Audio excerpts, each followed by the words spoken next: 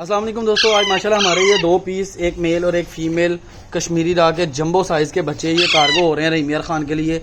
ये डब्बा है जिसमें हम इसको पैक करेंगे सलवा का, और साथ भाई ने 1 kg फीड मंगवाई है जो हमने इस डब्बे में लहदा पैक कर दिया ताकि वज़न जो है ना वो कोई मसला ना हो। ये हमने फीड इसके अंदर लहदा पैक कर दिया। इस डब्बे को हम साथ अटैच करके टेपिंग करके जो है यहाँ से कार्गो करवाएंगे। ये देखेंगे इस तरह के मजीद बर्ड लेने के लिए हमारे साथ रब्ता करें। रब्ता नंबर पहले नोट करें 0324464950। लोकेशन हमारी लाहौर सदर बाज़ार।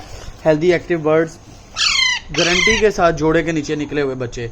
ये वो वाले बच्चे नहीं जो मशीन के अंदर निकले हुए। ये देखें माशाल्लाह ये मेल है, मेल की एक्टिविटी चेक करें। ये फीमेल है, इसकी एक्टिविटी चेक करें। फुल लेंथ के अंदर बच्चे हैं। मैं आपको थोड़ा सा बाहर करके दिखाता हूँ। ये देखें लेंथ दुम देखें कहाँ तक जा रही है।